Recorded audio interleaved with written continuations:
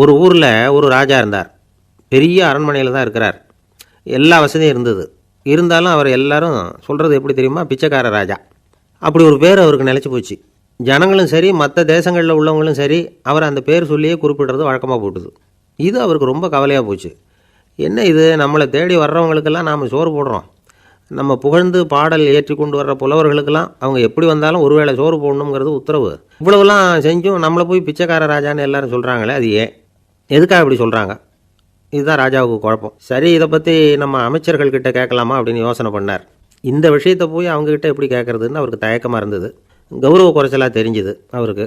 சரி, சாதாரண குடிமக்கள்கிட்ட இதை பற்றி கேட்கலாமா அப்படின்னு யோசனை பண்ணார். கேட்கலாம், ஆனால் அவங்க யாரும் ராஜா முன்னாடி வந்து நின்று தைரியமாக பேசக்கூடிய அளவுக்கு இல்லை.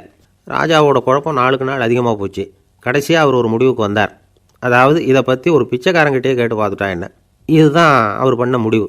உடனே மாறு வேஷம் போட்டுக்கிட்டு நகர்வலம் போனார். ஒரு பிச்சைக்காரனை கண்டுபிடிச்சார். இதை பாருப்பா, நம்ம ராஜாவை எல்லாரும் பிச்சைக்கார ராஜான்னே சொல்கிறாங்களே, அதுக்கு என்ன காரணமாக இருக்கும் அப்படின்னு கேட்டார். அதுக்கு அவன் சொல்கிறான், இதுக்கான பதிலை இன்னும் ஒரு 30 நாளில் சொல்கிறேன் அப்படின்னா. உடனே இவருக்கு சந்தோஷம். உண்மையை அவங்ககிட்ட சொன்னார். நான் வேறு யாரும் இல்லை, நான் தான் இந்த நாட்டு ராஜா. இப்போ நீ என் கூடவே வந்துடும், அரண்மனையிலேயே தங்கிக்கோ. 30 நாள் கழித்து எனக்கு பதில் சொல்லிவிட்டு அதுக்கப்புறமா நீ போகலாம் அப்படின்னு சொல்லி அழைச்சிட்டு வந்துட்டார்.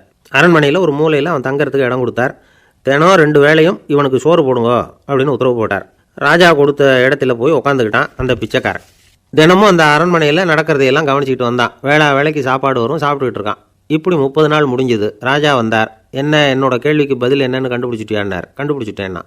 என்ன எல்லாரும் பிச்சைக்கார ராஜான்னு சொல்கிறாங்களே, அது நியாயமாக படுதா உனக்குன்னு கேட்டார். நியாயமாக தான் படுது, சந்தேகம் இல்லாமல் நீங்கள் பிச்சைக்கார ராஜா தான். என்ன தான் நீங்கள் வசதியோடவும் படைபலத்தோடவும் இருந்தால் கூட நீங்கள் வந்து எங்கள் வர்க்கத்தை சேர்ந்த ஆசாமி தான் அப்படின்னு அடித்து சொல்லிவிட்டான் அந்த ஆள். என்னால் அப்படி சொல்கிறேன்னு கேட்டார் இவர். அரசே, ஒரு உண்மையை கண்டுபிடிச்சி சொல்கிறதா நான் உங்ககிட்ட சொன்னேன். நீங்கள் ராஜ பரம்பரைன்னா உடனே உங்கள் கழுத்தில் கிடக்கிற முத்து மாலையை கழட்டி பரிசாக கொடுத்துருப்பீங்க, பொண்ணையும் மணியையும் கொடுத்துருப்பீங்க. ஆனால் நீங்கள் அப்படி செய்யலை. என்னை ஒரு மூலையில் உட்கார வச்சு 2 வேளை சோறு போட சொன்னீங்க. உங்களை தேடி யார் வந்தாலும், யார் வந்து பாராட்டி பேசினாலும் அல்லது பிரச்சனைகளை சொன்னாலும் நீங்கள் செய்கிற ஒரே காரியம் சோறு போடுறது தான். பிச்சைக்காரனுக்கு சோறு மட்டும்தான் உலகம். உங்கள் விஷயத்துலேயும் நீங்கள் அப்படி தான் நினைக்கிறதாக தெரியுது. நல்லா கவனிங்க. எந்த ஒரு பிரச்சனைக்கும் சோறு தான் முடிவுன்னு நினைக்கிறீங்க பாருங்கள்.